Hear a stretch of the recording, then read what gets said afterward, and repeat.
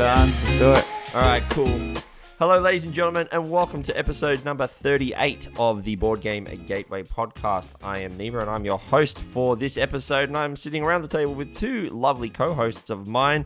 To my left, Mr. Matt. G'day. And to my right, Mr. Damien. Hello. It's three of us now. Look at how awesome is this. Instead of just me and Damien playing footies, Matt joins the ordeal.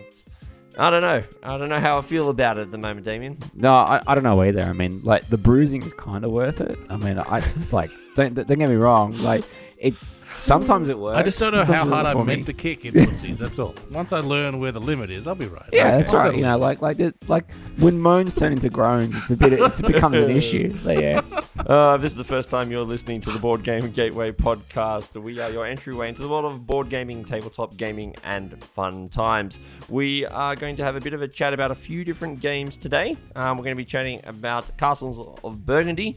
Matt would like to take us through Micro Macro. I'm going to have a chat about a bit of a weird one called Stellaris Nexus, and then we're going to have a little chat about our Gateway Game of the Week, which this week is Little Factory. But before we get to our Gateway Game of the Week, Matt, it's lovely to have you back on the podcast. Thanks. It's been a while since you've been on here. Things have certainly stayed the same. Nothing's really changed. I was just going to say, Nothing's changed. where you go with this? No. Yeah. Exactly the same. Exactly right. Yeah, no. The only thing that's probably changed is now the gain settings on your microphones are not so loud, so you won't blow out everyone's eardrums when you are talking. So It seems such a waste to not be here with Ralph to actually test that, because I haven't heard his laughter not blow my car speakers out when I re-listen to the podcast. No, if we just sit quietly for 10 or 15 seconds, we'll hear him from two suburbs over. It's fine. followed by Tina smacking him over the back of the head for waking the baby up. Yeah.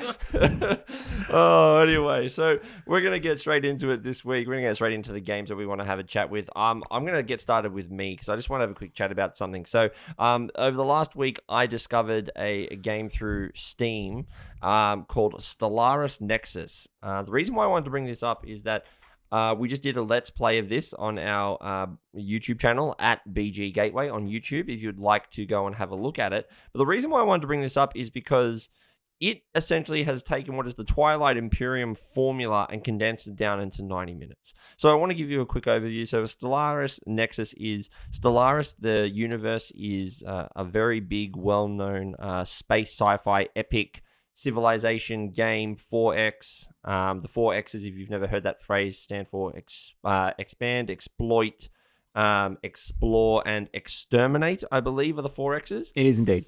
And so I did that in the wrong order. Expand should be first. Expand, exploit, explore, etc. No. I've played TI. It's very possible to exterminate on turn one. Absolutely. You'll lose, but it's very possible. Absolutely it is. So that's this game. But what this does is it's not made by the same company. It's not made by Paradox. It's made by a separate company. But they've taken the Stellaris universe and kind of actually turned it into a board game, very reminiscent of TI. The main focus of the game, however, is that unlike having action points and commands, the way that it works is that every action that you have a whole bunch of different resources. Similar, you've got production that costs you to build buildings and build, ships. You've got money that allows you to, buy extra research and tech and all that stuff. So the usual kind of stuff you would expect. But the way that it works is you have this one particular resource called support. And every action you do costs you support. The first action you do is cost you 1. The second action costs you 2. The third costs you 3, so on and so forth. So you are stacking up your support and you are trying to balance the amount of planets that you have versus how many actions you can actually do on your turn. Because moving your ships, the first ship only costs you 1 support, but the second ship that you move costs you 2 support. Then you have these unique powers called edicts, and they're like special abilities. Like they're essentially the command strategy cards from Twilight Imperium. Like, hey, this time I can do construction to build a building, or I can do research to do the tech. So if I want to do it, I have to really plan out how many I have. I really, really dig this game, guys. I know I've been pumping this on our Discord and to a few people because I really want to play this with some people because it takes that Twilight Imperium formula. Like the map is basically a hex grid with hyperlanes, and the winner is the first person to 100 points, similar to TI, which is like first to 10 or first to 14 points. So you're trying to get the objectives done to get points.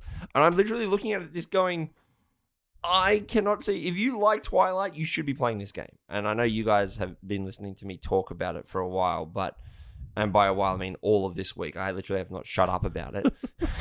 It's true. It's very true. Yeah. But and you know the similarities do not end there. I mean, like you've got the 6 different beginner races. They're all like have different focus. So you've got the humans who are good at like the council. Then you've got the technocrats. You've got the culture guys. You've got the guys who are essentially the Sardak. The necrovirus. The necrovirus. Well, you got this one. One of the guys is basically every time you go and do a battle with anyone, get an extra support. Like they just want to keep attacking to get more moves to do more attacking and stuff like that. So. Really, really interesting. I just wanted to bring that up because I know you two haven't played it, but I wanted to start this off because if you're listening to this and you are thinking, well, first of all, it's free. It's a free demo that you can go and download. And I really recommend playing it. But 2, I just wanted to kind of, it's kind of that weird gray area of it's not a board game, but it is. It's a computer game, if that makes sense, but it's like... Does it have a physical... manifestation? No, it's not. It is quite simply a digital board game, right? And that's what I'm saying, which is I think that still counts. It counts. It wouldn't surprise me if I was to see a version of this game make it to tabletop. That's how good it was. But there are a few things in terms of different resource counters and stuff. So it is like you have to, be aware of your production. There's a lot more resource management stuff than you would expect in like games like Twilight or Eclipse. So you'd have to be careful with that. But from a digital implementation, like there were like anomalies, there's like saying there's hidden information, there's trading, there's all of that stuff that we love. So how does that work? Just changing the focus here. How does it work for the people who design that if they're giving it away for free and there's no physical game to buy? Well, that's the thing. Is the aim to eventually, like, is it a beta thing or? It just says it's a free demo. So this is a company that has been, I reckon they actually designed the game and got probably picked up by Paradox to put it in the Stellaris universe. Right. It wouldn't surprise me though in the full game if they actually have a lot more races, a lot more different maps, different edicts and stuff, more content similar to what I would assume that they would have. But this game, even though it's only on a computer at the moment, I very much could see that this could be very easily implemented into almost an under 2 hour sort of tabletop version of it. Just on that's kind of my question on this, because like two games I really do enjoy. One in particular is a favorite of mine, Eclipse, and I do like the odd game of TI. It's too long, but I'll play it. It's fine. But where they primarily differ, and I do like this about TI, even though this is a thing that I feel gives it its weight, it's the length behind it, is are the various phases of negotiation. Yeah. Do you still get that in this game? There is edict cards that do allow you to actually do diplomacy with other people. You can trade texts with each other. You can create. But it's not built into the game every round. Can be but you have to draw the diplomacy card. Now there is an edict card called Politics, and that one says, "Hey, go and grab any card that you want, and then you can play that next if you wish." So there is the diplomacy. So you could do that face to face. Hey, Matt, I'll give you this tech if you give me that tech, or I'll give you that tech if you give me 5 credits, for example. But it isn't necessary. No, it's not necessary. And is it as loose as what TI can be? Because TI almost everything's for negotiation. No, it's not. So the one thing that really does remind me of TI. So it's not as loose in terms of the negotiation. It is very structured. However, there is a council every 7 turns. Yep. And that council determines where the victory points come from. So obviously there's a center home world called the Nexus, which is essentially Mechatol Rex. If you control that, and when the council convenes, you get 12 points towards your 10.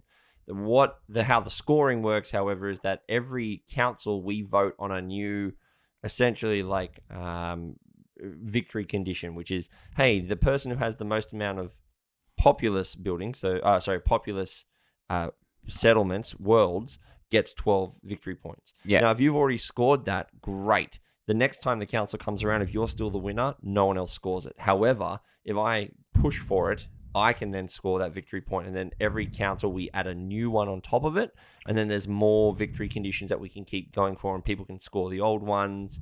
Very similar to TI, where there's an objective that's still open, but you can only score it once. Yeah, and this, what I'm about to say is probably going to be a bit of a miss for anyone listening who hasn't played TI. It sounds like that they fixed to some degree that Imperial problem, where someone who has taken Mechatol then somehow manages to just sit on Imperial. So what one of two things happen: they'll take it and just keep getting points, or they forever have this target on their back, and then they're basically out of the game at that point. Yeah, and that does help because you do actually have to go kick them off of, like, whoever's on it is going to score victory points when the council convenes. Yep. And the council does convene every 7 turns. There are space battles as well. Like, your fighters have different things. It's a very simple rock paper scissors system. The destroyers are better than capitals. Capitals are better than ranged. The rangers and the rangers are better than the destroyers. So it's like you take what you want in. There are some upgrades and stuff that you can do to your ships, but it is very rock paper scissors of like, this ship is better against you and I've got more of it, therefore I'm probably going to win this battle. Okay. There's not really a lot of randomness when it comes to that. So, look, I'm really enjoying it right now. I really just wanted to bring this up because I wanted to bring some attention to it. Because they've only just released the demo of it due to, believe this Steam Fest thing that went on last month. I really do want to put some more eyeballs on it because I think for a lot of the TI fans out there, it scratches the same itch without being the same game. So I just wanted to bring that up. And without requiring an entire day's worth of your life. That too. Or bat cake. Well, bat cake? Bat cake? What? Bat cake. What's bat cake? I don't know. It's when you go. It's when you go to. Did you find say Alfred. bat cake? Bat cake? Have I had a stroke and I didn't? What's happening? He said no, Matt. He said bat cake. Yeah. Duh. Okay. Can we talk about my game? Because I'm starting to get sad. What's going on? Yeah, What's bat cake? Anyway, let's go from the sci-fi Stellaris Nexus. Matt, let's go have a chat to yours. Let's have a chat about Micro Macro. So this is a game that I think a couple of us have played, not just Damien, but I think I've played the first mission. I haven't played it all. And Ralph was chatting about it as well. Yes. I don't know if Blake has played it, but it was up on the shelf at Zing for, I don't know, $20 or something the other day, and my birthday last month, so I treated myself to a new game. I really enjoy this. I don't know if it actually, once again, and maybe this is the theme of this edition of the podcast. I don't know if it strictly is a board game, considering it's a A0 piece of paper. How dare you mock the 2021 Spiel des Jahres winner with not a board game? No, it is a fair call though, because is it a game? And it's not even there's no competition to it. It's everyone working at the same pace with magnifying glasses around an enormous Where's Wally kind of picture. I don't know. So the way we played it with my family, maybe not the last time or the time before. Now, I will say adult members of the family, just to be clear, no children were involved. We made it a race. Whoever didn't find it had to take a shot. Okay. So, I can see that. All right, I should explain what that is. Yeah, look, for anyone who doesn't know what Micro Macro is, let's actually explain what it is first so they get an idea of why. So it's a giant piece of paper. It's like an A0. Yeah, I think it's A1 or A0. Yeah. I think it's A0. It's one bigger than an A1. But and it's a giant, almost Where's Wally-esque kind of picture, all in black and white. So it's a massive town. Yeah, it's a pen-line drawn image of a town in what's that aspect? Isometric aspect. Yeah. And you get given a series of mysteries to solve, where you've got to find certain people and then trace their movements back, and then judge what actually has happened in the history of this crime, or you start at the beginning of something and follow it to the next step and unravel the crime as it's progressing. It was a lot of fun. I think we did 5 or 6 missions, myself and Mum and Dad and my sister. A couple of them are a little bit with an adult bent, I suppose. It's not rude, but it's a couple of them are a bit. The name of it is Micro Macro Crime City. Like it is it's a detective thing, and there's murder cases, but they're little peanut people. They're not. It's not a very well drawn. There's no guts and viscera. There's also no color, so it's not as if you're seeing gore. You just see little things.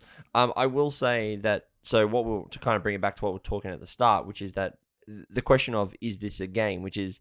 It is very reminiscent of like a Where's Wally book, but I would argue that there are some games out there that are starting to go down this. Well, what is actually a board game? Is it a competitive so here's one, thing, right? or is it more of a? The Murder Night mysteries that you could buy off the shelf, those box things? Is that a board game? No, I wouldn't call it a board game. No. I'd call it a night. I'd call it a night experience. And also, the reason why I'd also say it's not a game is because there is no actual like. What about there's no choices to be made. It's just like when the appropriate trigger has been said, then you have to then give the appropriate response based on your card. That's what the Murder Night Mysteries is. Whereas this one here, at least you are trying to figure out. The game, I guess, is you're trying to solve the mystery based on the clues that you can see or if you can follow it, which is fun. I don't think it fits into a strict category, which is fine. Yeah, look, I definitely think it's more of an activity. Yeah. I don't think that's a bad thing. No. I mean, it's a lot of fun. At all. It's a ton of fun. I enjoy it. And that's the thing. I mean, like the copy that I have, I think I paid $30 for it, and I don't regret it. We've solved every single crime, which is the only downside is that it is a legacy style of that. Yeah, like once you've solved it, even though you don't mark anything, yeah, you know it. It's like, oh yeah, I know where this is now. Mm-hmm. But it's $30. Yeah, we got our few hours of fun out of it, and I'd happily move it on to someone else. Yeah. Oh no, I do rate it, and even as you say, probably for the price, right? Yeah. You consider that you got to pay $120 to take the kids to the movies these days.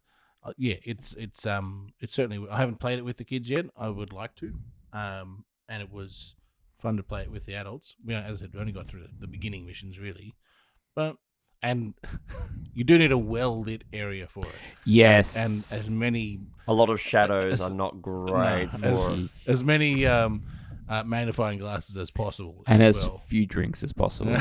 Yeah, that's right. A very dry surface. Yes, literally just a piece of paper. I will say that this game does remind me in a little sense of like the unlock games, which is the unlock games are a one and done $15 to $20 experience, 1 hour of like you're a cooperative, we're trying to escape the room, do the activities as such. Whereas you can make the argument, well, is the unlock games, are they a board game? Well, they're an unlock escape room style game. It's like, well, maybe Where's Wally could be a style game. This is a Where's Wally style of board game where it's actually, maybe we just need to call them box games or something. It comes in a box.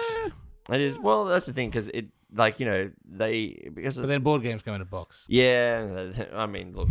We're starting to we're going down the rabbit hole. Anyway, point is, I quite enjoyed it, and if you see it on the shelf, I'd recommend it if you're looking. There are a couple of other re-implementations of the game as well. Oh no, it's not re-implementations. Actually, they're new versions, whole new maps. Sorry, cool. I should say so that. So I've got. I mean, the one I've got is Full House. Full House, and the newest one, which only recently made it to Australia. All in. That's it. Right. So, and they're very much the same formula. Full House is a little more kid friendly. There's less murders. I don't know if that murderous intent. Murder. I don't know. Like the intent is definitely there. Right. Okay. But look, with regards to the artwork, it is very much in that sort of Where's Wally style. Yeah. But black and white.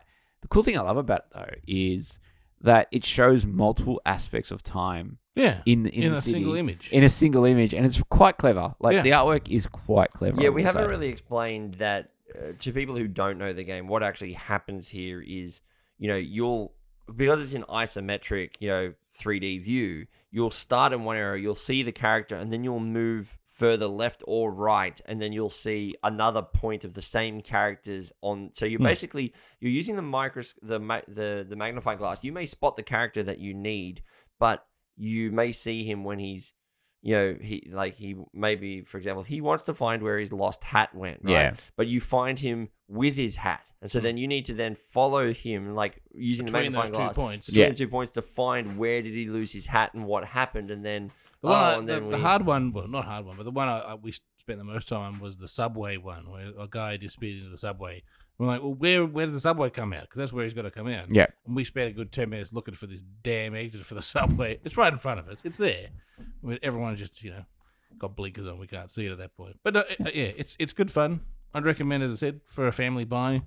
Yeah. Off one of us, perhaps, when we're reselling it. Sure. And again, look, it really is like I think the most expensive I've seen one of them is $35 Australian. Yeah. It's readily available. It's at Zing. Yeah. It's easy to get. It's good fun. It's a good one to bring out at Christmas, actually. When I was going to say, it actually has a everyone's- bit of a wow factor with the size of the sheet as Yeah. well. Like, it's an interesting I was going piece. to say, I don't know if it would work at Christmas because, God, did I clear the table of all Yeah. the Christmas Oh, no, stuff? no, We but- need to- No, the thing is, though, that was the first time we Check played up it on a with. wall. Well, actually, that I know of someone who did do that, Yeah. and it became kind of like a centerpiece Oh, that would actually periodically. be a really cool idea. It's like, Yeah. hey, we're on case number 1. We're looking for this. Let's go and have everyone. That Yeah. would actually be a really cool idea. Yeah. Yeah. Or put it up on a wall and say, all right, this is the case, and there's a fishbowl, right? When you know where the answer is, write your answer and put it in the fishbowl, and we're going to go, all right, That would who actually. solved idea. it? All right, keep that in the ideas pool. We're doing that this year. Yeah. Really, let's do that this Yeah. year. That'd be good. But it is a good one. All right, cool. All right, well, that was Micro Macro, and look, it is absolutely worth it if you can get your hands on it. Micro Macro was designed by Johan Sick, and the artist. There's actually quite he did the art. Partly did the art with Tobias Jokinki, and Daniel Goal. Man, like trying to a lot of these European names, mate. They twist my you get points for small trying. Australian Yeah, brain. that's right. Yeah. Anyway, so that's a Spiel des Jahres winner of 2021. So, absolutely worth it if you can find it. So, we're going to move on to our final game that we've been playing over the week before we get to our gateway game. And that is this week, Castles of Burgandy with you, Mr. Damien. Thank you. Castles of Burgundy is an older Steffenfeld game. So Steffenfeld is your sort of atypical Euro designer where he's kind of famous for designing games which are deemed to be kind of point salad-y games. And what I mean by that is almost every action you take in his games will typically generate points. His points are typically, the games he designs are typically very, very high when they score. So it's not uncommon to have points of 200, 250 and above in his Not that games. you have to be high to win the game. No, Good. no, you don't. Just No, clarifying. You can be, though. But you know what? If you're high, You probably won't win. you know what? I think you've won already. All right. However, back to the game. In Castles of Burgundy, what you are doing is at the beginning of a round, you are rolling 2 die. So every single player at the table will have 2 die to roll, and they represent the actions that you are taking in the game. So you have 2 dice, and that means you are taking at least 2 actions. What you have in front of you is you will have your own personal board, and your personal board is where you are placing tiles into. In front of all the other players in the middle of the table will be a common board. That common board is where the tiles are coming from. And the board will have pools of tiles, and they will have numbers 1 to 6 all the way around. So, as you can imagine, if you happen to roll a 2 and a 3, that means one possible action is you could take a tile from the number 2 pool and the number 3 pool. When you take a tile that goes into your staging area on your board, the other action you can do with your dice is you can take one of those tiles and put it on your personal board. Your personal board will have it is a hex grid. Actually, no, it's a hex inside. It's hexes inside a larger hex. Mm-hmm. Okay, and that is that there's 2 kind of important factors. There's 2 important things to remember on your board. The board is made up of multiple colored areas. Those areas may be made up of 1 or up to 5 hexes, or even there's some boards that actually have up to 8 hexes. But then also there will be numbers of from 1 to 6 on those various tiles. Representing the dice and all That's that right. stuff, yeah. So the other action you can take is you can take one of your die, and assuming that you have a tile that not only matches the color, but matches the number of the die that you are trying to use, you can place a tile there. Sweet. The advantage of the various tiles that you're placing will do everything from giving you points, giving you additional actions, changing turn order, so moving you up in turn order, allowing you to collect goods, which are another thing that you can get in the game, which you can then sell for money that you can then use to purchase tiles. So money in this game is a way to get additional actions, basically. And you are doing this again to just get points. That's really it. Person on the highest, the person has the most amount of points wins. But the cool little rub with the game is that certainly the version that I prefer to play, which is in the I think it was a 20th anniversary edition or something like that. There was definitely an anniversary edition. Couldn't be 20th because it was released in 2011. Then so, mate, you're playing the future version from 20, maybe the 10th anniversary. It must be the 10th anniversary edition of it. But essentially, everyone gets different boards. Yeah. Okay. So everyone will have everyone has basically a different idea on what they want to do to complete their board or to get as many tiles out as possible. And the other thing that you are trying to do, and what really makes it important, is that every round in this game, you get bonus points for completing a colored section on your board. So like I said, every section, there are different colors. Sometimes there are multiple sections of the same color. Yep. A section could be a single tile. But in the first round, if you complete that section, you get 10 bonus points. Mm-hmm. Right. Whereas if you do it in the last round, it's only worth 1 bonus point. Yeah. Okay.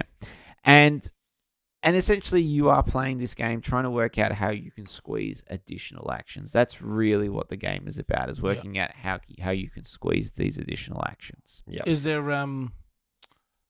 there a craps aspect with the rolling? Like, do you get better value for landing a 12 and choosing one action of a cumulative value? No. So it really is a case of when you are placing tiles on your board, they have to touch an existing tile. Mm-hmm. So one thing you are also doing is you are considering, well, if I put this tile here, it then means I'm limiting. To roll X, Y, I have to roll these numbers. And it is entirely possible that you could corner yourself and say, well, I've now placed this tile here. My options are 3, 4, and 2 5s. Right. Yeah. Now, you can get workers in the game, and these workers allow you to modify your dice. One worker is one pip. Very Euro-y kind of. That's right. Mechanical sort of stuff. And the values do wrap. So 6 can become a 1, 1 can become a that's 6. That's good. So on and so forth. But workers can be extremely hard to come by. Right. Or you can burn an action. You can burn one of your dice to get 2 workers, and that always hurts in this game, because especially in a game where you are trying to get more actions. It is a great game. That seems like even just on what you've explained there, just a really interesting mechanic to burn to get two workers if they're expensive to get in the first place. Yes, that seems like a very much a devil's temptation kind. It is absolutely is, especially when there are certain tiles. So there's one brown tile in particular. It'll give you 4 workers, but the with these tiles they are limited in number, and there's no guarantee all of these tiles are going to come out. Yep. So, excuse me. That's all right. So there is a little bit of push your luck in that as well. There's no guarantee you're going to see all the tiles. Yep. But at the same time, it still is very much about squeezing efficiencies out of what's in front of you at the moment. Okay. You can try and do some long-term planning, but I've found that depending on the roll of the dice, like for instance, if you need 5s and you're rolling 2s, doesn't matter how you look at it, you need 3 workers to modify that. Do you find that the addition of that luck rolling element of the dice can basically make or break your game in Castles? I mean, I've played a couple. I always get confused between Castles of Burgandy and Castles of Mad King Ludwig for some reason, even though I know they're completely different games. Like every time I see it, I'm like, my mind instantly goes, "Oh, it's that game." It's like, no, it's not that game. It's completely different. But do you find that the dice rolling can make or break you in that sense, or not so much? No, because one thing I failed to explain is that when you perform a shipping action, so when you put blue tiles on your board, you then collect cargo from basically anywhere on the board from one section. Right. That cargo also has dice values. Right. And it is, and again, with a little bit of planning, but it's still difficult to plan effectively. What you could do is you could take cargo and use that as like a last resort action. You could say, well, I can't place this tile, but I could sell some cargo, get some silver, and then maybe buy a tile from the common market in the middle of the board. But what I would say is that for me personally, if the dice rolls are truly terrible, I don't actually see that as something that would affect that affects my opinion of the game. I actually see that as something that opens up the game for people who aren't necessarily regular gamers. Mm-hmm. Okay. Because it prevents that whole ability of someone coming in and just trying to romp through the game. Yeah. Yeah. Cool. Easy done. Castles of Burgandy, hey? Yeah, and one of those games that's on the, I'd almost call it a core game. Like if you look at BGA, it's like a games for core gamers, that kind of territory. So I believe that there is a BGA implementation of this that we can play. But if not, I know people have got a few. I know people who've got copies of the it. The BGA implementation of this is sensational. Well, cool. There you it's go. Very, very good. Try that out in the near future.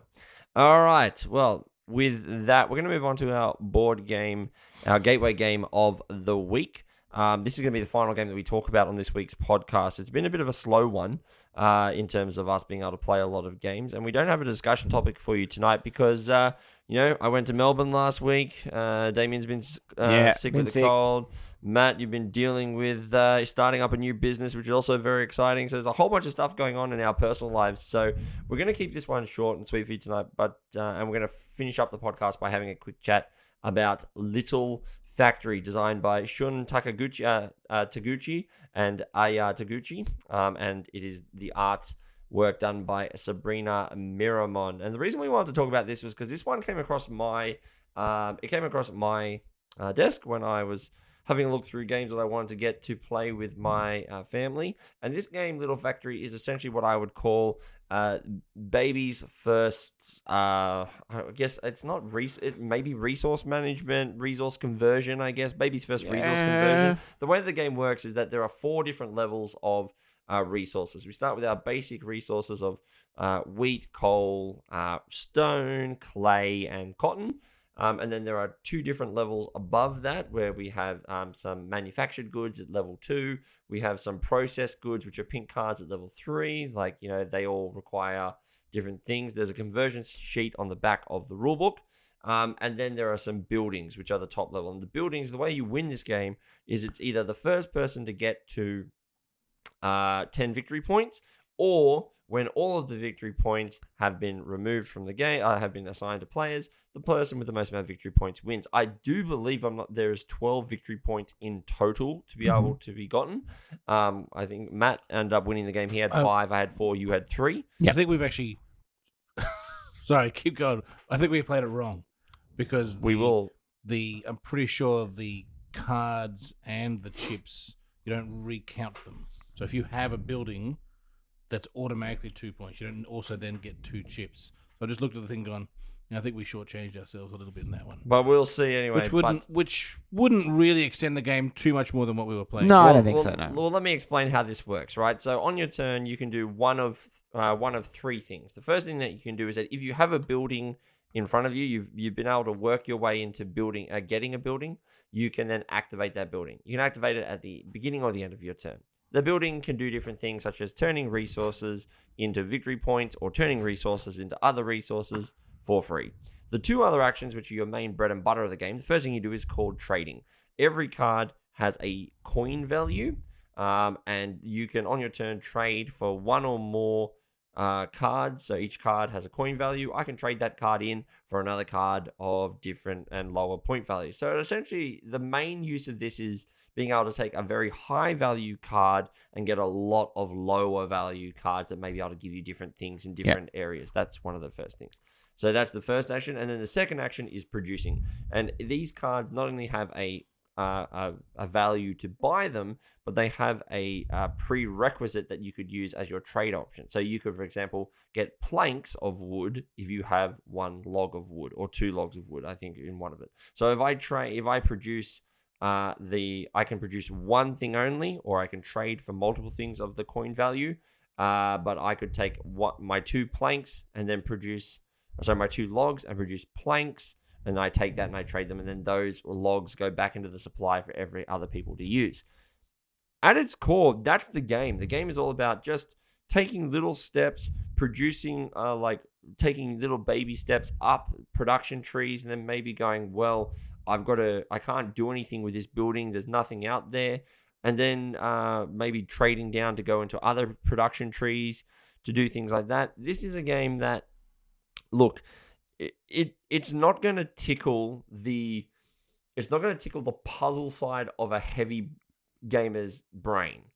But we all collectively went, I can see what that is, and that would be a perfect baby's first resource management game. Like, this is literally, I could give this to your 8-year-olds, Matt, and even potentially Evie, and say, can you see that symbol somewhere, and get them to start doing that kind of stuff. And I really think this is the reason why I want to do it as a gateway game, is because I truly do think that this can start to show kids and other people like resource conversion and understanding, your tech trees and things like that. No, I agree. I think that's where the value in this game lies.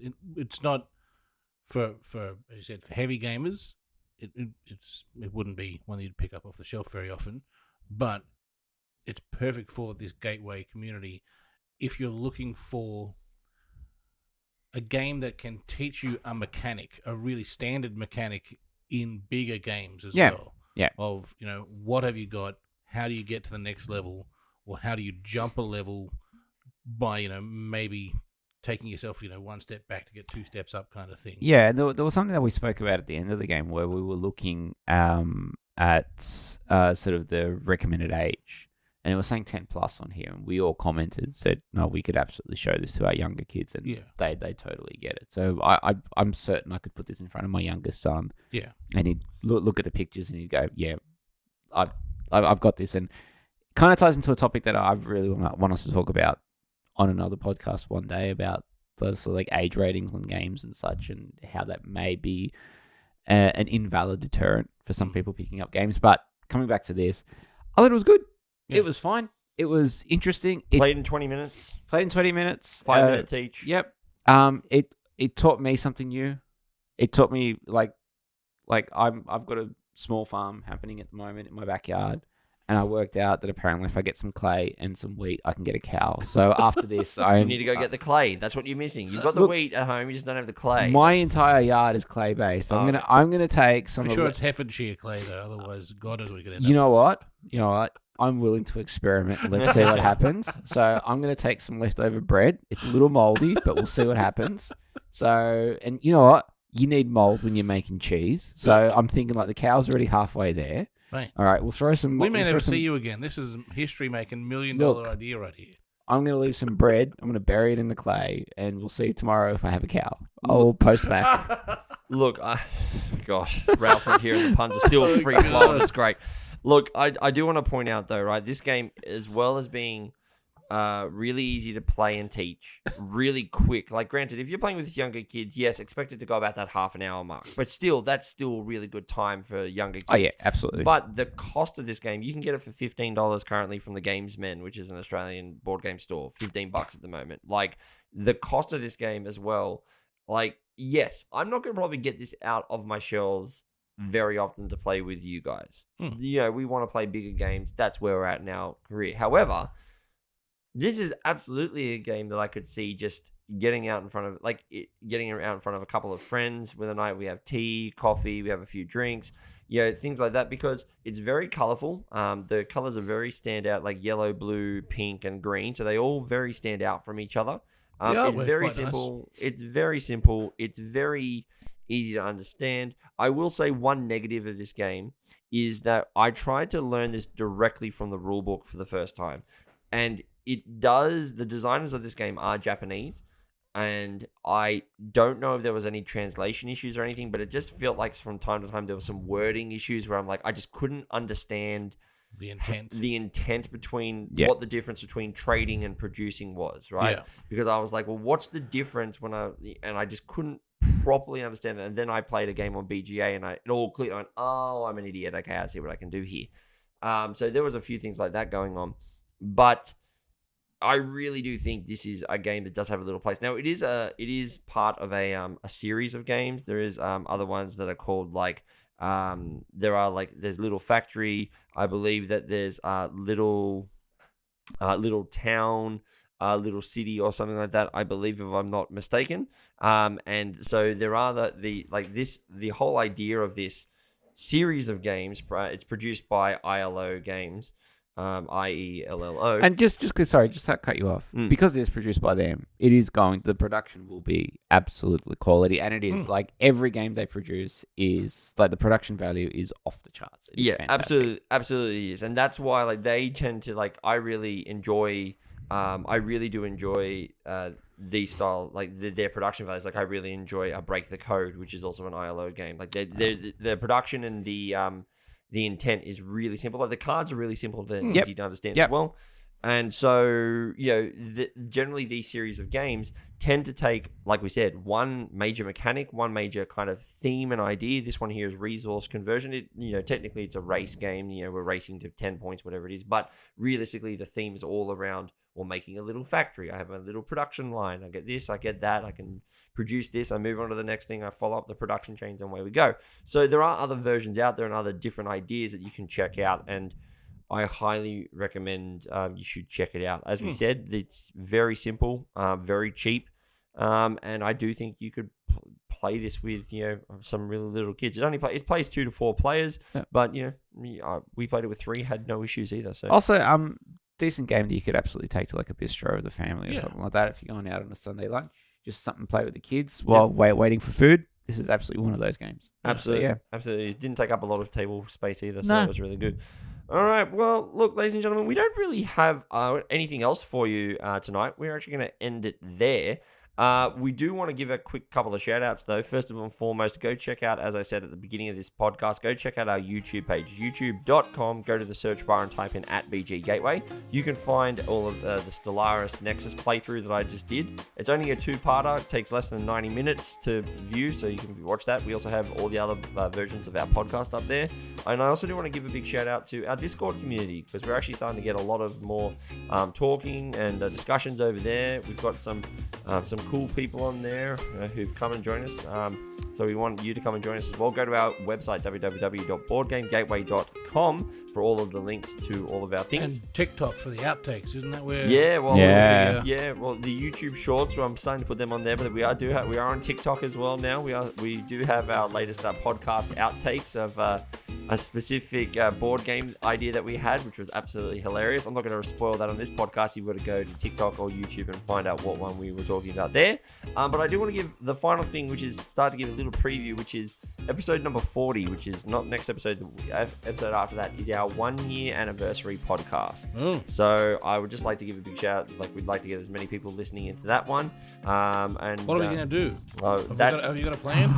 Nate always has a plan. Everyone bring some wheat. I'll bring clay. Yeah, I'll bring the cotton. I was going to bring a bucket for all these cows that are going to be built. Anyway, I'm looking forward to the cheese. We are literally less than 2 weeks. We are 2 weeks from the first anniversary of our very first podcast, which was in July of last year. So we're going public. So stock starts at $4 a stock. The first offering will be at the best price. So make sure you get amongst it. Anyway, thank you very much for joining us on this week's podcast. We'll see you next week. Bye. Bye, guys. See ya.